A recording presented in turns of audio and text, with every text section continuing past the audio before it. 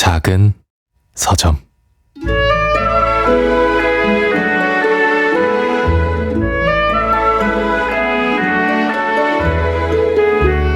소피, 어디서부터 이야기를 시작해야 할까? 이 편지가 너에게 도착했을 때는 이미 내가 떠났다는 소문이 퍼진 이후겠지?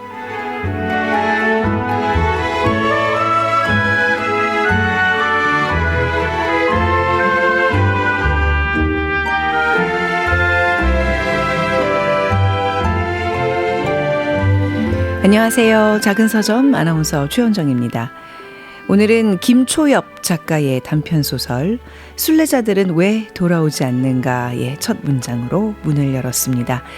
데이지와 소피가 사는 마을에는 독특한 관습이 있습니다. 일종의 성인식으로 18살이 된 아이들은 1년간 순례를 떠나게 되는데요. 데이지는 순례를 떠난 사람들 중 일부가 마을로 돌아오지 않는다는 사실을 알게 되죠. 자, 이어질 자세한 이야기 장유진의 책갈피 코너에서 살펴보고요. 다독이 분들의 책장을 채워드리는 시간, 오늘 이 책도 준비되어 있습니다. 네, 작은 서점 아나운서 최현정입니다. 이번 주 작은 서점에서 마련한 책 선물은 김정아 박사님이 번역한 표도르 미하일로비치 도스토옙스키의 죄와 벌, 백치, 악령, 카라마초프가의 형제들입니다. 지식을 만드는 지식에서 나왔고요. 4대 장편을 한 권으로 묶은 금장 합본판입니다. 특별한 이 책 받고 싶으신 분들은 이번 주까지 작은 서점 인스타그램에 댓글 남겨주시기 바랍니다. 추첨을 통해서 책 선물 보내드리도록 하죠. 김정아 박사님은 이달부터 매주 목요일마다 작은 서점 계절학기 코너에서도 만나실 수 있습니다.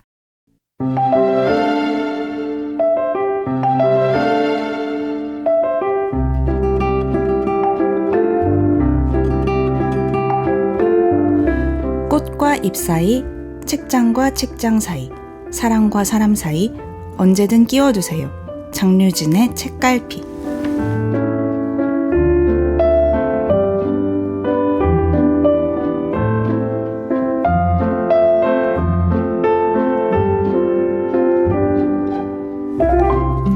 장유진 작가와 함께하는 시간입니다. 장 작가님 어서 오십시오. 반갑습니다. 네.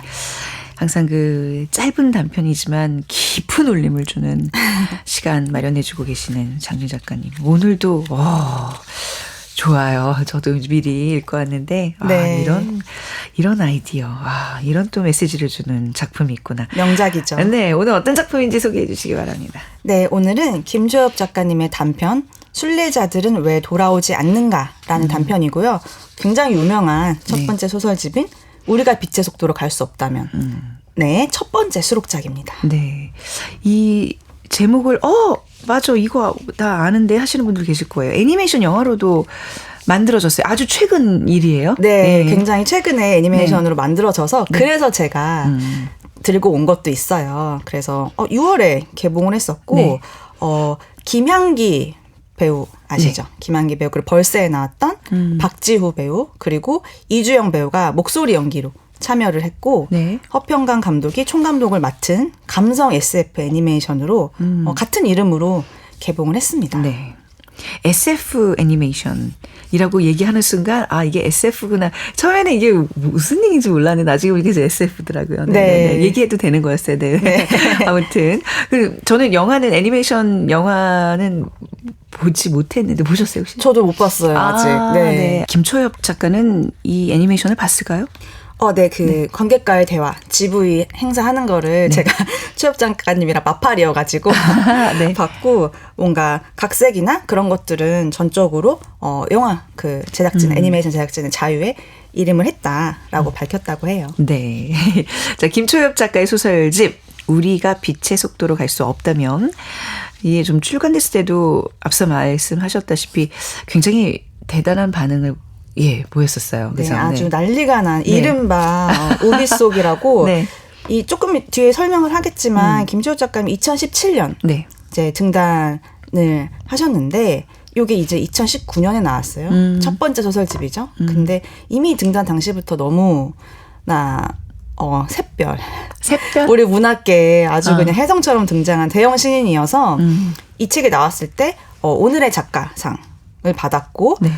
뭐 조선일보, 동아일보, 문화일보, 한겨레, 경향신문 시사인 올해의 책 그리고 교보문고 알라딘 예스24 올해의 책 다 선정이 됐고 지금까지 40만 부 이상 판매된 엄청난 대형 베스트셀러죠. 40만 부나 나갔다고요? 네, 아마 이게 이제 제가 기존에 나와 있는 기사 기준으로 한 거라 네. 지금은 또 더 나갔을 수도 있어요. 야. 왜냐하면 영화도 개봉을 했고 그렇네요, 또 최욱 영화. 작가님 신작도 계속 나오고 있고. 네. 40만 부면 사실 최근 들어서는 요즘 그 책 시장에서 어마어마한 도서 시장에서 어마어마한 어마어마한 양인데. 거죠. 영화로 치면 1000만입니다. 그러니까 네. 그랬군요. 그 중에 이제 오늘 첫 번째 수록작을 좀 살펴볼 텐데. 네. 김시엽 작가님 93년생 굉장히 젊은 작가인데요. 되게 경력이 독특해요. 포스텍 아시죠? 포항공대 네네. 화학과를 졸업했어요. 공대생이 네. 작가가 된 경우군요. 그리고 심지어 대학원에서 생화학 석사까지 네. 받은 아주 우리나라 이공계의 인재였어요. 그래서 SF를 이렇게 건드릴 수 있는 그렇죠. SF로 나갈 수 있는 네. 근간이 있었군요, 이분이. 네. 정말 스마트하신 분이죠. 그래서 네. 원래 대학원에 있을 때는 열대 감염병을 진단하는 바이오 센서를 연구했다고 해요. 근데 아까 말씀드렸다시피 2017년에 한국과학문학상에서 네. 두 작품이 동시에 그래서 한 작품은 관내 분실로 대상을 받았고 우리가 빛의 속도로 갈 수 없다면은 가작을 수상하면서 그러니까 정말 재능이 뛰어난 사람들은 이런 경우가 있는 것 같아요. 신춘문예도 여기저기가 두 개 동시에 당선된다거나 이런 경우가 아주 간혹 있거든요. 네. 이런 케이스였죠. 그리고 또 다작을 하세요. 그래서 네. 최근에 이게 첫 번째 소설집이잖아요. 그 이후로 방금 떠나온 세계 또 양면의 조개껍데기라는 세 번째 소설집까지 최근에 내셨고 또 진짜 최근에 제가 이 작품을 한다고 하고 나서 그 나중에 또 아주 근작으로 태양 아래 올리브라는 장편이 나왔더라고요. 네. 그래서 이거 할 걸 약간 아쉽기도 했는데 다음에 해요, 우리. 다음에 또 하면 좋죠. 네, 네. 그래서 또 김정엽 작가님의 장편을 기다리시는 분도 많았을 거잖아요. 그래서 아주 정말 따끈따끈한 최근작이더라고요. 네. 한번 읽어보시면 좋을 것 같습니다. 약간 작가들 입장에서 이제 저는 제3자 입장에서 봤을 때 뭐 과학을 전공했거나 법조인 뭐 의사라는 경력이 이런 분들이 글을 쓰면 뭔가 조금 그 본인들의 전문 지식으로 글들이 더 풍성해지는 아주 크나큰 장점이 있는 것 같아요. 맞아요. 엄청 너무 부러워요. 거죠. 동시에 그렇죠? 말씀드리면. 아, 그리고 또 여기에 감성까지 까지. 추가가 돼서 창작이나 예술 영역에 있어서 저는 모든 경계를 흐리는 사람이 그래요. 가장 큰 일을 했다고 생각을 맞아요. 하거든요. 네, 네. 그래서 굉장히 많은 문화뿐만이 아니라 다른 분야의 예술가들한테도 많은 상찬을 받았는데 저는 그게 아깝지 않은 네. 우리 한국 문학계의 보물이다라고 네. 생각을 합니다. 어떤 그런 경계를 허무는 작가들의 등장이 점점 많아지는 것 같습니다. 자, 오늘 소설 내용 어떤 내용이죠? 네, 이 소설은요. 네. 서간체로 이루어져 있어요. 그러니까 네. 작품이 편지 형식입니다. 그리고 액자식 구성을 취하고 있어요. 액자식 구성. 네. 그래서 데이지라는 인물이 소피에게 보내는 편지로 이루어져 있고요. 이 편지를 읽을 때쯤 너가 떠난 후겠지 이러면서 시작이 되잖아요. 그러니까 지금쯤 어른들이 화가 많이 났냐라고 얘기를 해요. 그 말인즉슨 이 사람은 어른이 아직 아니라는 소리예요.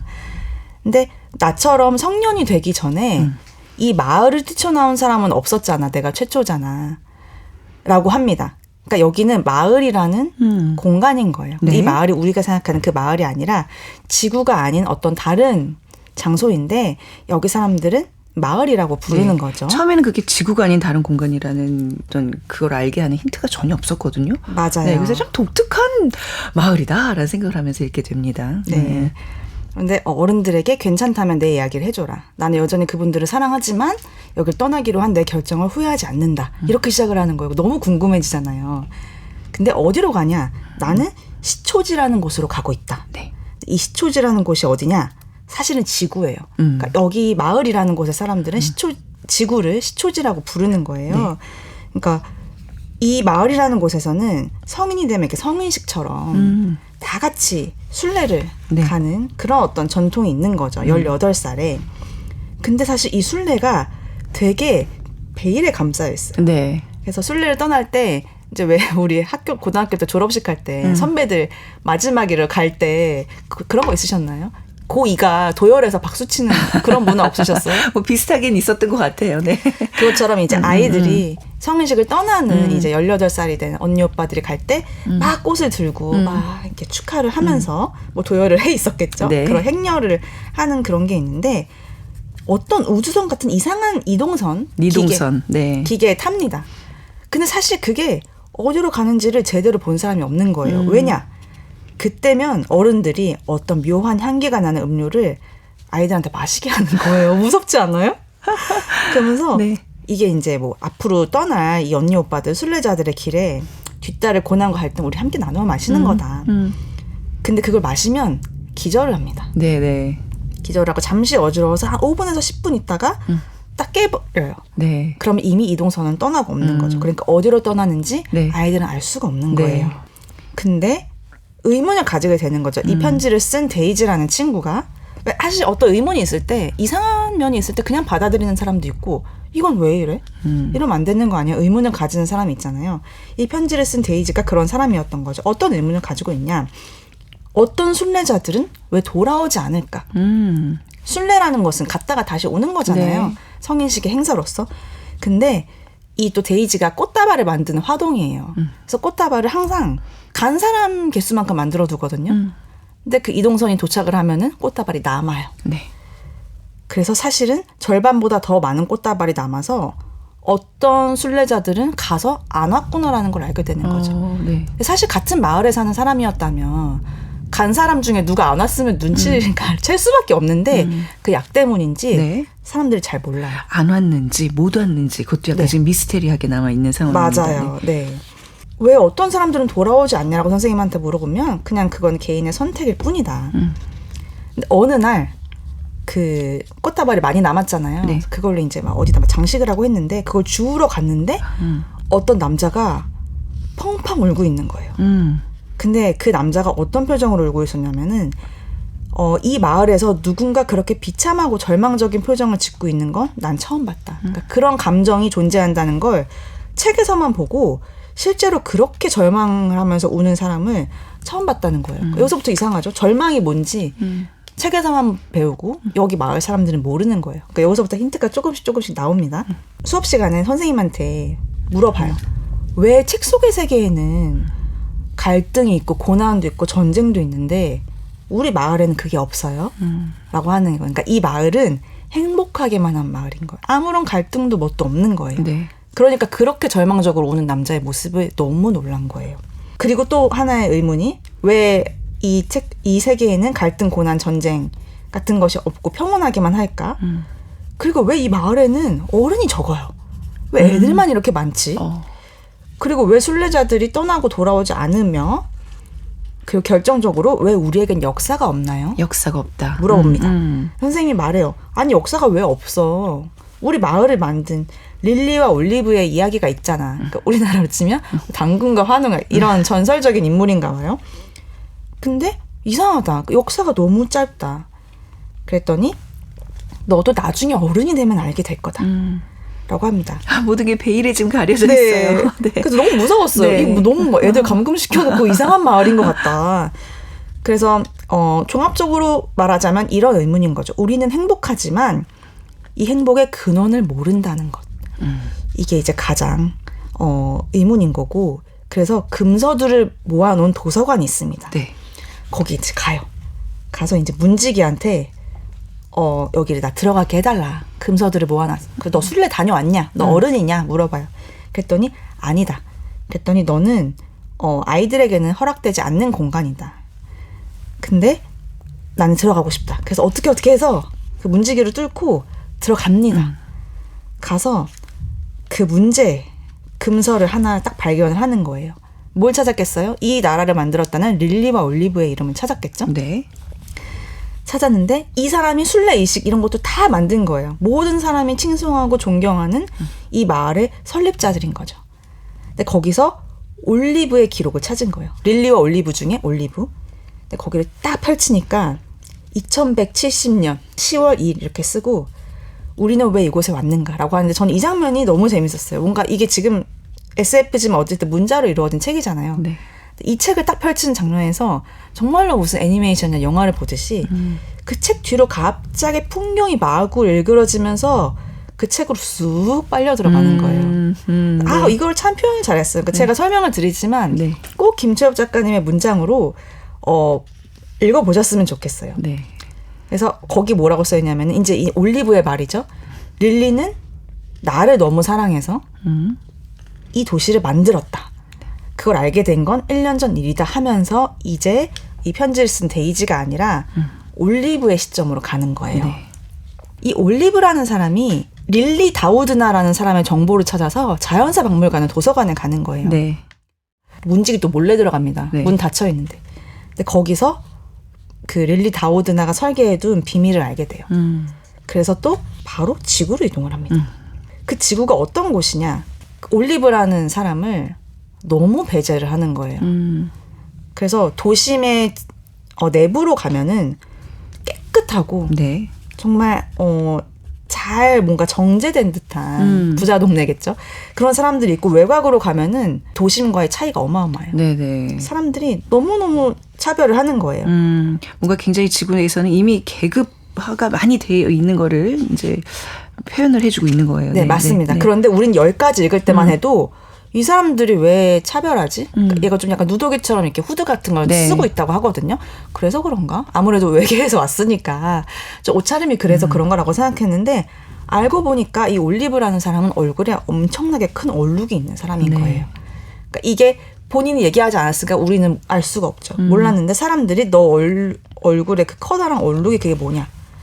너 개조를 안 받았어? 이 얼굴로 돌아다닐 수가 없는데. 네, 거기서 이제 개조란 단어가 굉장히 섬뜩하게 다가오는 거죠. 맞습니다. 네. 그래서 그 도심 내부 깨끗한 곳 있죠. 네. 거기는 개조인들이 살고 외곽에는 비개조인들이 비개조인. 살고 있는 네. 거예요. 그 비개조인들은 어떤 사람들이냐면 지능이 낮거나 네. 막 이렇게 올리브처럼 얼굴에 큰 얼룩이 있거나 외모가 흉측하거나 키가 작고 왜소하거나 아니면 병든 사람들이 네.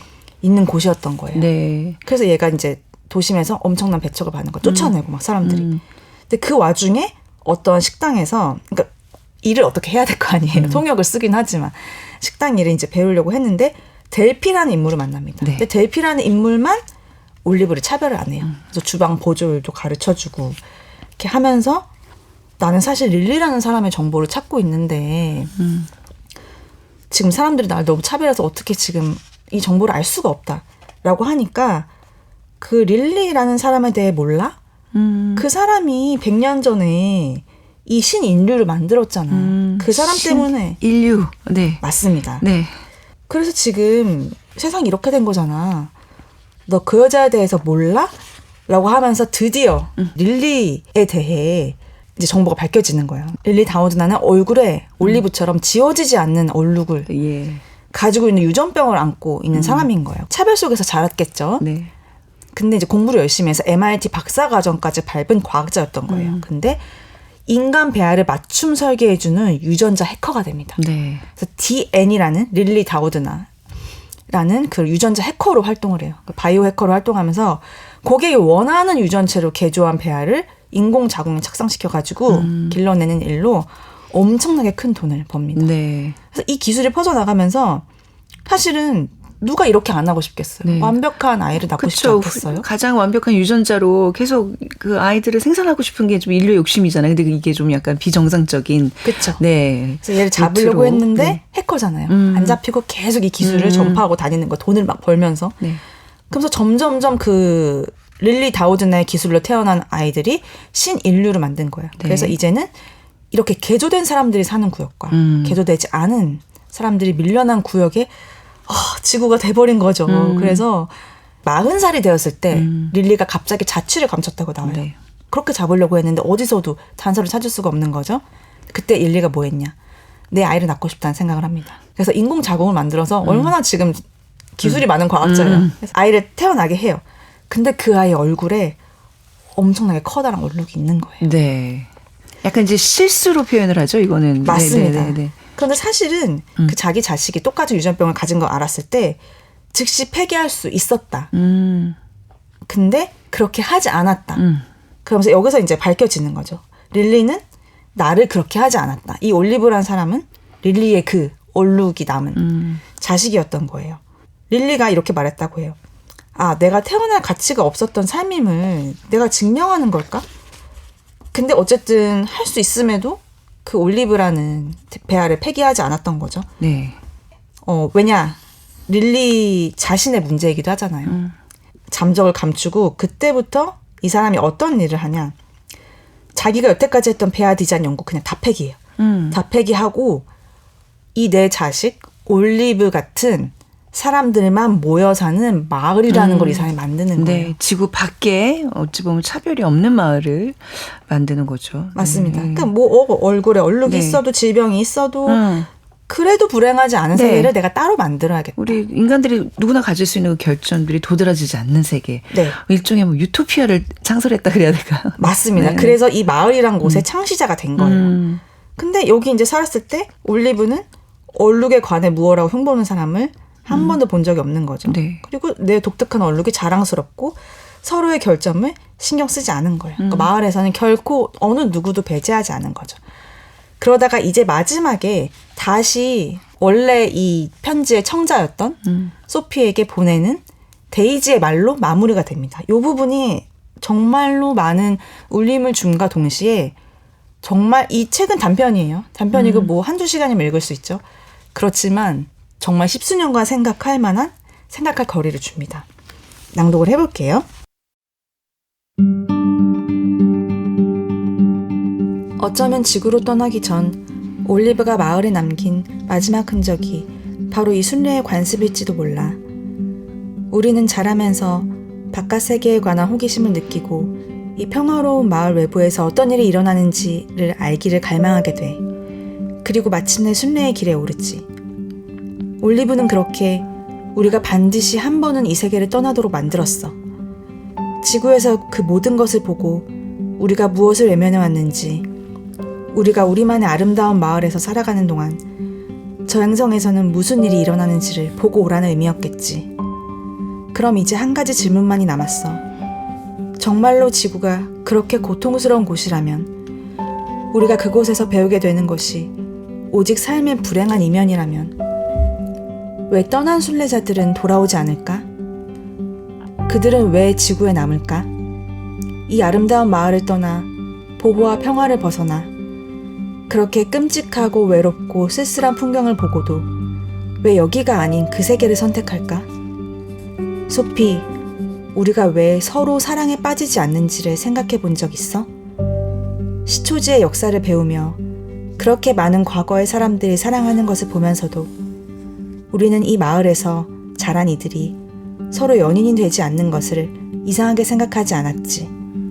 같은 자궁에서 태어나 자매처럼 자란 우리가 서로에게 어떤 낭만적 감성도 성애도 느끼지 못하는 것이 단지 우연이기만 할까? 지구에는 우리와 완전히 다른, 충격적으로 다른 존재들이 수없이 많겠지. 이제 나는 상상할 수 있어. 지구로 내려간 우리는 그 다른 존재들을 만나고 이 많은 이들은 누군가와 사랑에 빠질 거야. 그리고 우리는 곧 알게 되겠지. 바로 그 사랑하는 존재가 맞서는 세계를, 그 세계가 얼마나 많은 고통과 비탄으로 차이는지를, 사랑하는 이들이 억압받는 진실을. 올리브는 사랑이 그 사람과 함께 세계에 맞서는 일이기도 하다는 것을 알고 있었던 거야. 이 모든 이야기들을 믿을 수 있어?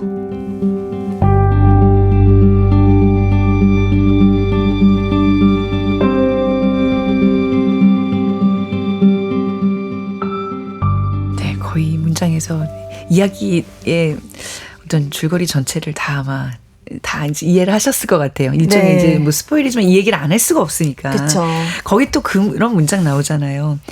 그때 나는 알았어. 우리는 그곳에서 괴로울 거야. 하지만 그보다 많이 행복할 거야. 소름 돋아. 지구를 이렇게 표현을 했는데. 네.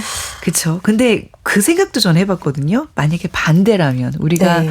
이 지구라는 곳에서 사랑이나 어떤 그 차별에 너무 지치고 상처를 받았을 때 만약에 반대로 우리가 그 마을로 순례를 가면 돌아오실 거예요. 혼자 그 상상도 좀 해보게 되더라고요. 처음에는 좋을 것 같아요. 네. 여기 이 마을 사람들처럼 우리는 행복해. 아무런 갈등도 없어. 하지만 그곳에는 서로 사랑을 할 수 없잖아요. 근데 이제 사랑에 너무 지쳐서 힘든 어떤 영혼이라면. 오히려. 사랑도 없고, 내가 조금 뭐 어디가 부족하고 아프고 이래도 차별받지 않고 그 결점이 정말 사람들에게 아무런 불편함을 주지 않는다면. 우리 서점지기가 후소편을 써주시면 되겠네요. 반대 경우를 계속 생각하게 되는, 상황이었습니다. 뭔가 이렇게 이거 읽을 때 뭔가 힘들었나 봐요, 제가. 진짜 말씀하신 것처럼 마을 사람들끼리는 서로 사랑에 빠지지 않는다. 이 설정이, 그러니까 단순히 이 모든 그 마을의 사람들은 한 자궁에서 나온 어떻게 보면 형제 자매들이잖아요. 기계 자궁에서 태어났다고 나와 있어요. 근데 그래서가 아니라 아무튼 사랑이라는 이제 이 물리적인 또 관념적인 이것이 존재하지 않는다. 야, 이런 곳에서 살고 있는 사람들 어떤 느낌이고 어떤 삶을 살까? 저도 많이 좀 생각을 하게 되더라고요. 왜 지구로 떠난 순례자들 중 일부가 돌아오지 않았는지 거기서 사랑에 빠진 거예요. 근데 그 엉엉 울었던 친구도 결국 그 사랑 때문에 아파하면서 돌아온 거잖아요. 돌아는 왔지만 사랑한 사람을 지구에 남겨놓고 온 거죠. 그리고 올리브 있죠. 그 시초지로 갔던 릴리의 그 얼굴에 얼룩이 있던 딸 올리브도 사실은 지구에서 사랑에 빠집니다. 그게 누굴까요? 소설을 통해서 소설에서 확인해 주세요. 확인해 주시고 그 릴리 다우드나 이 마을을 만든 이제 바이오학자예요. 이 인물이 굉장히 인상적이었어요. 맞죠. 그 자기가 만든 기술이 새로운 배제를 낳는 걸 보고 마을을 만들었지만 거기서도 거기가 마냥 유토피아라고 만들었지 유토피아는 아닌 거죠. 근데 사실 원래는 릴리와 올리브라고 나오잖아요. 근데 이 사람의 성이 다우드나인 거를 발견을 하게 되잖아요. 근데 크리스퍼 유전자 가위로 2020년 노벨 화학상을 받은 생화학자 이름이 제니퍼 다우드나입니다. 그거를 약간 차용했군요. 네, 그래서 그걸로 모델로 한 것이라는 해석이 많이 있죠. 네. 김초엽 작가의 소설 늘 좀 이렇게 경계 밖으로 밀려난 존재들이 등장한다는 생각을 좀 받게 되는데. 맞습니다. 작가가 스스로 여성이자 청각장애인 당사자이다 보니까 소수자성에 대한 관심이 늘 있었고 또 의도한 건 아니더라도 쓰다 보면 소수자들의 이야기가 많이 나오는 것 같다고 말한 바가 있고요. 또 사회의 중심이 되는 사람들의 이야기는 이미 많기 때문에 오히려 변두리에서 출발한 이야기가 오히려 새롭고 더 흥미롭다. 흥미로울 가능성이 크다라고 밝히기도 했는데 저도 완전히 동의하는 바예요. 이 소설집에 실린 다른 작품들도 다 이렇게 막 어마어마한 맞습니다. 스케일에 감동을 주는 작품들일까요? 제가 김초엽 작가가 두 가지 소설이 동시에 같은 그 문학상에서 대상과 가작을 동시에 받으면서 나왔다고 했잖아요. 이 문학계에. 그 두 가지가 다 들어있고 관내분실 우리가 빛의 속도로 갈 수 없다는 표제작이죠. 그리고 사실 제가 이 순례자들 왜 돌아오지 않는가를 하면서 결말까지 다 어느 정도는 얘기를 했잖아요. 그래도 아쉽지 않은 게 다른 소설이 재밌는 게 너무 많아요. 그러니까 이거를 시작으로 다른 거를 꼭 읽어보셨으면 좋겠어요. 뭐 스펙트럼, 공생가설, 나의 우주 영웅에 관하여 이것도 진짜 명작이거든요. 그래서 베스트셀러는 이유가 있다. 놀라운 게 이게 지금 단편이라는 거예요. 맞습니다. 좀 긴 한 몇 권짜리 지금 장편을 섭렵한 그런 느낌 좀 들지 않아요? 맞아요. 엄청 풍부한 지금 머릿속의 상상력과 가슴에 요동치는 막 그런 그죠? 그런 감동이 있는데 어떻게 이게 단편일까요? 굉장히 또 짧아요, 심지어. 생각할 거리를 너무 많이 던져주는 단편이에요. 그래서 단편을 한 번에 이 책을 다 읽지 마시고 하루에 하나씩 생각도 많이 하면서 읽으시기를 추천드립니다. 그리고 또 노래와 함께 좀 생각할 시간 가져보면 좋을 것 같은데 어떤 곡 골라오셨어요? 사실 제가 아까 순례자들은 왜 돌아오지 않는가 최근에 애니메이션으로 개봉했다고 말씀드렸잖아요. 근데 또 이 애니메이션이 참 또 부러운 점이 OST를 밴드 새소년의 황소연 님이 만들었어요. 부르고 만들고. 그래서 그 시초지에서라는 곡이 있는데 그걸 틀고 싶었는데 그게 아직 음원이 발매가 안 됐더라고요. 관계자분들 듣고 계시면 이 좋은 노래를 왜 음원 발매를 안 하시는지 못 들려드리는 거죠. 결론은. 그렇지만 같은 밴드가 부른 새소년이 부른 난춘이라는 곡을 들고 왔어요. 난춘. 이게 정말 또 이것도 명곡인데 춘이 이제 봄이잖아요. 봄은 그냥 화사하고 따뜻하고 이렇게 긍정적인 이미지만 있지만 앞에 난이 붙었어요. 어지러울 난. 그래서 오히려 봄의 역설, 봄의 어지러움을 나타내는 곡인데 참 명곡이고 저는 이 노래 분위기가 이 소설이랑 참 잘 어울린다고 생각이 들어요. 네. 그래서 가져와 봤습니다. 네. 장유진의 책갈피 오늘은 김초엽 작가의 단편소설 순례자들은 왜 돌아오지 않는가 함께 살펴봤고요. 오늘 장유진 작가님의 추천곡 들으면서 인사 나눌게요. 지금까지 장유진 작가였습니다. 감사합니다. 작은 서점.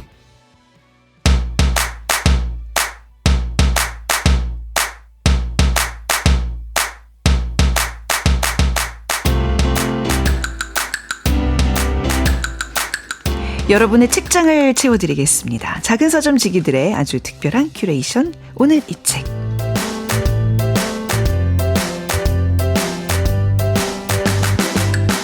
네, 교보문고 구한의 MD와 함께하겠습니다. 안녕하세요. 안녕하세요. 구한의 MD입니다. 자, 오늘 어떤 책 준비해 오셨나요? 오늘은 굉장히 의미심장한 제목의 책을 한 권 읽어보려고 합니다. 네. 책 읽고 싶어서 회사를 그만뒀습니다. 이게 제목이에요. 이게 제목이에요? 진짜로요? 네. 그래서 책을 좋아하는 직장인에 대한 소설인가 하고 생각하실 수도 있는데요. 네. 부제를 보시면 그 소설이 아니라 인문교양 책이라는 걸 짐작하실 수 있습니다. 이 책의 부제는 2대 시대는 어떻게 읽는 사람을 집어삼켰는가입니다. 제목이 굉장히 눈에 띕니다. 책의 내용과 직접 연결이 되는 제목인가요? 아니면 이게 뭐 비유예요? 이게 어떻게 받아들여야 되죠? 책 내용을 그대로 반영한 거예요. 이 제목을 조금 더 알기 쉽게 풀었으면 네. 이렇게 됩니다. 왜 회사를 다니면 책 읽을 시간이 나지 않는 걸까? 혹은 회사원이 되면 책을 멀리하게 되는 이유. 이 정도가 적당한데요. 네. 이는 모두 저자의 실제 경험을 바탕으로 한 제목입니다. 그래요. 실제 경험이라고요? 그러면 저자가 진짜로 책을 읽고 싶어서 회사를 그만둬요? 네. 오늘은 짧게 저자 소개부터 드릴게요. 네. 이 책을 쓴 미야케 가오는 일본 분이고요. 1994년에 태어난 젊은 문예평론가입니다. 저자는 어렸을 때부터 책을 정말 좋아했대요. 네. 이른바 책벌레 그리고 문학소녀로서 대학 전공도 문학부로 정했습니다. 네. 대학을 졸업한 다음에 IT 기업에 들어간 이유도 책을 모으려면 돈이 필요해서였어요. 네. 그래서 사회 초년생으로서 바쁘지만 재미있게 회사 생활을 이어갔는데요. 네. 그런데 직장 생활 1년째를 넘길 무렵에 문득 충격적인 사실을 하나 떠올리게 됩니다. 충격적인 사실이라 하면? 요즘 내가 책을 전혀 읽고 있지 않구나. 이 사실을 깨달은 거예요. 우리 이런 충격 종종 받잖아요. 그렇죠. 네. 네. 하지만 당장 삶의 변화를 주지는 못하고 그냥 회사를 다니다가요. 진득하게 책을 읽어보고 싶다. 이 마음이 강해져서 입사 3년 반이 지났을 때 회사를 나옵니다. 그 다음에 책에 대한 이러한 남다른 관심을 직업으로 연결시켜서 책 해설과 평론을 쓰는 일을 했는데요. 그러던 중에 출판사에서 제안을 받아서 독서론에 관한 글을 온라인에 연재했습니다. 네. 그리고 그 연재 내용을 묶어서 이 책을 완성했고요. 책을 안 읽는 사회를 분석하는 내용이라면 우리에게도 시사는 좀 굉장히 크겠어요. 우리 작은 서점 프로그램과도 연관성이 크고요. 클 것 같아요. 네. 매우 큽니다. 네. 아마도 책과 관련한 일을 하시는 분이라면 그쵸. 절대 외면할 수 없는 제목입니다. 실례로 한 나라가 얼마나 책을 많이 읽느냐를 알려주는 대표 지표로 성인 독서율이라는 게 있습니다. 네.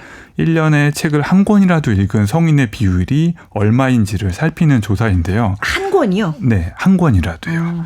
가장 최근인 2025년도에 우리나라의 성인 독서율이 몇 퍼센트였는지 혹시 아실까요? 보기가 있는데요. 보기도 주세요. 네, 네. 1번 55.7%, 네. 2번 47.5%, 네. 3번 43.0%, 4번 38.5%. 저한테 주는 퀴즈인데, 네. 퀴즈인데, 아니 근데 그래도 1년에 한 권이잖아요, 지금 기준이. 네. 그래도 절반 정도는 되지 않을까요? 1번 55.7%. 아쉽게도 정답은 4번 38.5%입니다. 진짜로요? 네. 그 1년에 네. 성인 10명 중에 네. 6명은 네. 한 권도 책을 안 읽는다는 뜻이고요. 참고로 방금 제시했던 보기들이 직전 4번의 조사 결과를 순서대로 말씀드린 네. 거였어요. 그러니까 갈수록 떨어지고 있죠. 그렇네요. 심지어 2024년에 한강 작가가 노벨문학상을 받았잖아요. 네. 근데 그 바로 다음해인 2025년 조사 결과가 그 전보다 더 떨어졌기 때문에 그래요? 약간 의외이기도 하고 좀 충격이었어요. 네. 아니 근데 제가 접하기로는 한강 작가 이후에 그 노벨 문학상 이후에 많이들 좀 독서 인구가 늘었다고들 언론에서 막 나왔는데 실제로 조사하면 아니었나 보죠. 2024년 10월에 상을 받으셨잖아요. 네. 그때 책을 많이 보시고 딱 반짝. 그리고 2025년부터는 다시 안 보기 시작하셨나 봐요. 이런. 네. 그런데 네. 이러한 점점 책을 안 읽는 현상이요. 그 우리나라만의 일은 아니구나라는 걸 이 책을 읽고 확인을 했습니다. 그 독서를 방해하는 가장 큰 요인 뭐 회사 일도 바쁘고 뭐 이런 것도 있겠지만 대표적인 게 스마트폰 아닐까요? 그렇죠. 네. 그래서 그러한 요인이 어느 나라 할 것 없이 그 적용을 하니까요. 우리나라뿐만 아니라 뭐 일본도 독서율이 많이 떨어지겠구나 이렇게 예상을 할 수 있는데 그래서 저자가 그 온라인 연재를 진행을 할 때 공감하는 반응이 굉장히 쏟아졌다고 합니다. 어떤 내용이냐면 저도 일을 한 뒤부터 책이 읽히지가 않아요. 책을 읽으려 해도 너무 피곤해서 자격증 공부를 못하고 있어요. 이렇게 그 핑계대기 좋아하는 사람들의 증언이 다수 전달되었다고 하는데요. 그런데 한 가지 눈에 띄는 반응이 또 있었는데 그것은 일하다 보니까 좋아하는 밴드의 공연을 보러 다닐 수가 없어요라는 말이었습니다. 그러니까 이게 지금 책뿐만 아니라 모든 취미 활동 자체가 줄어들고 있다고 해석을 해야 되겠네요. 맞아요. 그래서 이 부분에서 정말 와닿는 부분이 컸습니다. 사실 저는 그 책을 습관적으로 읽기 때문에 또 일적으로도 읽어야 되니까. 그렇죠. 네. 책 좀 읽어야 되는데 뭐 이런 생각은 잘 안 하거든요. 하지만 이 책을 읽다 보니까 한 가지 떠오른 사실이 있는데 제가 영화를 거의 안 보고 있더라고요. 원래는 우리 구한 MD가 영화 보는 걸 좋아했었는데. 원래 좋아했어요. 그 대한민국 평균 정도는 좋아했을 텐데 지금은 한참 평균에 밑돌게 보고 있고요. 그리고 변화가 생긴 계기가 뭐였지 생각을 해보니까 책에서 저자가 말한 것처럼 회사에 들어가면서부터 영화를 안 봤더라고요. 그래서 이처럼 즐기고 싶은 게 있지만 바빠서 못하는 경험을 해보지 않은 분은 아마 없을 것 같아요. 그러면 여기에 바로 이어서 저자가 지닌 문제의식을 한번 짚어볼게요. 그것이 책이든 영화든 음악이든 여행이든 혹은 요리든 간에요. 일이 아닌 다른 관심사의 시간을 쓰기가 점점 어려운 세상이 되고 있다는 겁니다. 즉 노동과 문화의 양립이 불가능한 현실을 어떻게 하면 바꿀 수 있을까? 이것이 저자의 핵심 질문입니다. 그래, 어떻게 하면 회사 일을 하면서도 책을 더 읽을 수 있을까? 이 질문도 물론 흥미롭지만요. 어떻게 하면 노동과 문화생활의 조화를 이룰 수 있을까? 이게 사실 우리의 숙제잖아요. 이게 더 중요한 일인데 일만 하느라 여가 생활을 즐기지 못한다면 좀 인간다운 삶을 살기 어렵다는 거잖아요. 맞아요. 서글퍼지네요. 그렇죠. 그래서 이 책의 전반적인 논조는 꽤 명랑하고 경쾌한 편인데요. 읽다 보면은 담고 있는 호소는 굉장히 묵직하다는 걸 느끼게 됩니다. 그럼 이제부터 저자의 말을 따라서 왜 직장인은 책을 읽지 않는가 알아보려고 하는데요. 혹시 떠오르는 이유가 있다면 하나만 말씀을 해주세요. 정답이 있는 건 아닙니다. 직장인이 책을 읽지 못하는 너무 피곤하니까. 맞아요. 피곤한 것도 하나 또 있고 또 하나는 뭐가 있을까요? 시간도 없으니까. 아무래도 표면적으로는 시간이 부족하다. 이게 가장 큰 원인 중 하나예요. 그렇다면 그 다음에는요. 그럼 왜 시간이 없을까? 이거에 대한 그 원인 분석을 해야지 해답을 찾을 수가 있는데 저자가 드는 이유는 크게 세 가지입니다. 아까 말씀하신 거 부분인데요. 첫 번째는 무엇보다도 일하는 시간이 너무 길어서입니다. 그 일본에서 1980년대와 2000년대에 남성 노동자의 근무 시간을 비교해 봤더니 2000년대가 더 길다는 결과가 나왔대요. 주 5일제가 시행되었는데도 일을 더 많이 한다니까 약간 의외인데요. 회사들이 과거 경제 호황기처럼 채용을 많이 하지 않고요. 그리고 개인 간의 경쟁도 점점 심화되니까 이 같은 장시간 근무가 일상화되었다고 합니다. 지금 일본 경우를 말씀해 주셨는데 우리나라의 현실도 크게 뭐 다르지 않을 것 같아요. 그렇죠? 너무 오래 일하다 보면 피곤해지고 자연히 책 읽을 마음도 좀 안 들 텐데 책 읽을 시간이 부족한 또 다른 이유는 뭘까요? 다음은 역시 인터넷과 스마트폰 때문입니다. 그렇죠. 2000년대에 IT 혁명이 일어나면서 우리는 인터넷을 통해서 어떤 정보든 쉽게 접근하게 되었고요. 그리고 2010년대 들어서는 그 강력한 스마트폰이 대중화되었습니다. 정보 확인, 그리고 오락, 모두 스마트폰을 통해서 해결하기 시작했습니다. 갈수록 책을 읽고 책에서 지식을 찾을 필요가 줄어들었고요. 당연히 독서율도 떨어지기 시작했습니다. 네. 장시간 노동과 스마트폰 이외에 또 독서를 방해하는 마지막 요인은 뭔가요? 이 부분이 좀 집중할 부분인데요. 네. 내가 통제할 수 있는 일에만 집중하는 문화입니다. 앞서 말씀드린 첫 번째 경향, 장시간 노동과 연결되는 부분인데요. 네. 옛날에는 평생 고용이라는 개념이 있었잖아요. 한번 채용하면은 정년 때까지 채용한다. 그런데 이 개념이 깨지니까 사람들이 불안하고 조급해졌어요. 그래서 나를 돌봐주는 것은 결국 나밖에 없다. 결정하는 것도 나고 책임지는 것도 나다. 네. 이런 각자 도생과 경쟁 중심적 사고가 강해지니까 사람들은 당장 쓸모가 있고 나의 성장, 행동의 발전, 그리고 자기 개발에 도움이 되는 정보만 모으는데도 네. 시간이 부족해진 겁니다.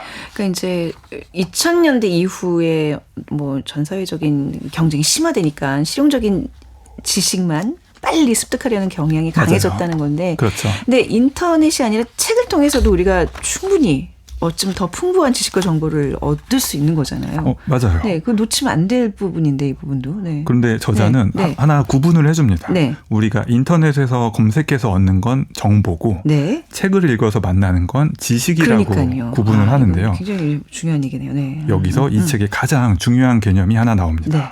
책으로 접하는 지식에는 인터넷을 통하는 정보와는 달리 노이즈가 끼어 있다는 겁니다. 노이즈라 그러면 뭔가 그 소음, 뭐 부정적인 개념으로 쓰는 거잖아요. 맞아요? 맞습니다. 그래서 좀 더 자세히 설명을 드리면 예를 들어서 어떤 특정 주제에 대한 관심이 저희가 생겼어요. 네. 그래서 정보가 필요할 때는 요즘에는 어떻게 할까요? 인터넷 검색하죠. 그렇죠. 열심히 인터넷 검색을 하면서 내게 필요한 내용만 남기고요. 네. 다른 건 다 지워버리죠. 그걸 굳이 이렇게 정리를 할 필요가 네, 없잖아요. 심지어 요즘 AI가 다 걸러주잖아요. 맞아요. 네. 맞아요. 그런데 독서를 할 때는 이와 같은 선별과 여과가 불가능해요. 어렵죠. 굉장히. 왜냐하면 어떤 내용이 들어가 있는지 우리가 미리 짐작할 수가 없으니까요. 그래서 그렇잖아도 마음의 여유가 없고 조급한데 네. 내가 만나고 싶지 않은 내용, 내가 통제할 수 없는 내용이 들어있는 이 책이라는 매체, 노이즈가 낀 책이라는 것은 점점 선택을 하지 않게 됩니다. 근데 그게 딱 필요한 어떤 지식들의 딱 나열보다는 그걸 또 찾아가는 거 있잖아요. 저자와 사회 관점을 따라가면서 내가 몰랐던 세상을 만나고 그 안에서 뭔가 지혜를 터득하고 이런 게 또 독서의 매력인데 말이죠. 그게 정말 정확한 네. 지적이고요. 네. 어떻게 보면 말씀해 주신 부분이야말로 이 독서라는 행위가 지닌 가장 큰 장점이라고 할 수 있습니다. 네. 아마 아나운서님도 작은 서점에서 많은 책을 만나시는데 처음에는 이거 네. 내 관심사가 아닌데? 그런 경우가 많았죠. 그쵸? 시작은. 네, 이렇게 네. 느꼈는데 네. 막상 읽어보니까 흥미롭고 새롭게 발견하게 되신 책이 굉장히 많을 거예요. 맞습니다. 그래서 저자는 이렇게 말합니다. 오직 나와 관련된 일에만 관심을 가지고 살아갈 수 있는 사람은 세상에 없다. 내가 아닌 타인의 이야기, 이를 넘어서서 사회 전체의 목소리에 귀 기울이며 살아야 한다. 따라서 내가 원치 않는 내용이 들어있다는 건요. 책의 단점이 아니에요. 네. 반대로 그 이유 때문에 더 열심히 책을 찾아 읽어야 하는 거죠. 네, 결국 일과 책을 둘러싼 사회의 문화와 분위기가 바뀌어야 된다. 그리고 또 일에 대한 부담이 이렇게 해서 좀 줄어들어야 된다. 뭐 이런 얘기네요. 맞아요. 그래서 저자는 또 하나 좀 인상적인 이야기를 하는데요. 당신이 게으른 게 아니라 이 과로 사회가 당신에게서 책을 빼앗아간 거라고 이야기를 합니다. 네. 이를 증명하기 위해서요. 1868년 메이지 유신 이후부터 오늘날에 이르기까지 일본에서 독서의 의미와 역할을 시대별로 쫙 분석을 하는데요. 네. 2000년 이전까지는 교양을 위해서든 자기 개발을 위해서든 오락을 위해서든 책은 분명 필요했대요. 그런데 신자유주의 문화가 심화되고 네. 스마트폰이 모든 걸 대체하는 지금은요. 노동과 독서를 병행하기가 불가능한 사회가 되었다고 진단합니다. 그래도 뭔가 이런 각박한 현실을 바꾸기 위한 노력들이 있어야 될 것 같은데 어떻게 해야 될까요? 뭐 이런 대안도 좀 나와요? 네, 나오긴 하는데요. 우선 저자는 자신의 모든 것을 네. 일에 내던지지는 말자 네. 이렇게 이야기를 해요. 동감합니다. 네. 지금 현대인의 풍경 초상이 어떠냐 하면요. 내가 좋아하는 일에 집중하기보다는 남이 볼 때 괜찮아 보이는 사람이 되기 위해서 무리하게 일하고요. 결국은 번아웃을 겪는다고 지적합니다. 네. 그리고 이런 사회를 가리켜서 일에 온몸을 다 바치는 전신사회라고 규정하는데요. 이제 전신사회를 내려놓고 네. 반신사회를 살아가야 한다고 이야기합니다. 반만 일하고 네. 반은 나를 위해서 쓰는 거죠. 구체적으로는 일하는 시간을 가능한 한 줄이고 쉴 때는 쉬어야 한다. 네. 그래야 우리는 회사를 그만두지 않고도 책을 읽을 수 있다고 결론을 내립니다.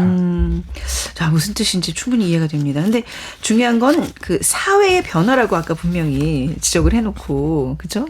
내가 잘못한 게 아니라 사회 잘못이라고 얘기를 해놓고 또 개인의 노력을 또 강조를 하고 있네요. 약간 어폐가 있는 거 아니에요? 그런 면이 약간 네. 있기는 해요. 네. 왜냐면은 그래 일 그만하고 책을 더 읽어야겠다 이렇게 네. 생각하기에는요. 네. 지금 사회가 모두 열심히 일하고 다들 돈벌이에 이렇게 경쟁을 하고 있어요. 그런데 나 혼자만 기준을 느슨히 가져가는 게 네. 쉽지가 않거든요. 그리고 또 하나 쉬려고 해도 왠지 눈치 보면서 휴식하는 문화가 아직 남아 있고요.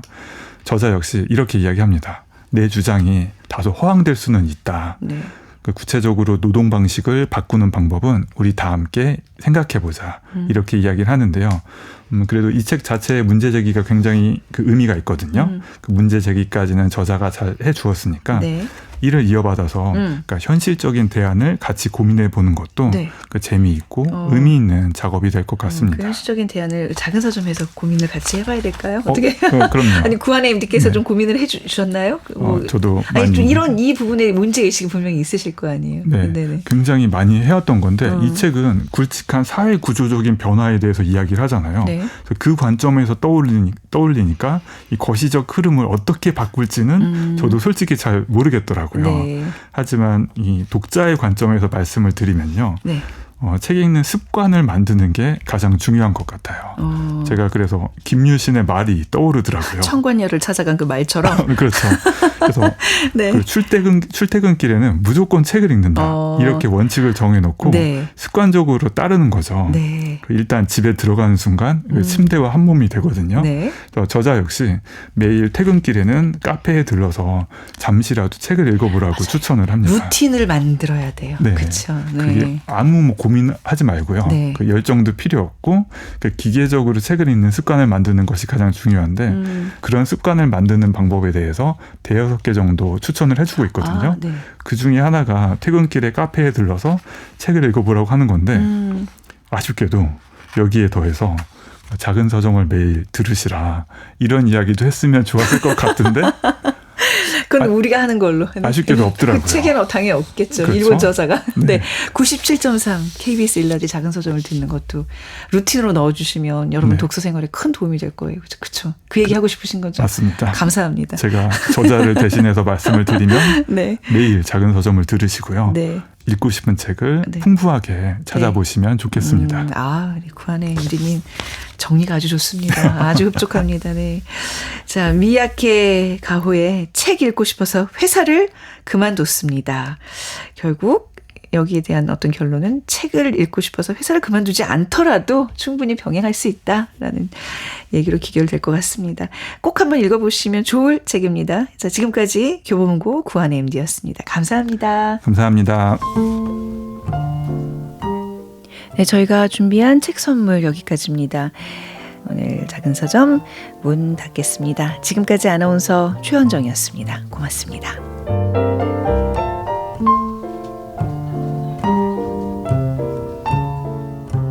작은 서점 월요일부터 금요일 밤 11시에 방송되고요. 토요일 저녁 5시 5분, 일요일 오전 11시 5분에 재방송으로 만나실 수 있습니다. 인스타그램에서 작은 서점 검색하시면 다양한 방송 정보를 만나보실 수 있고요.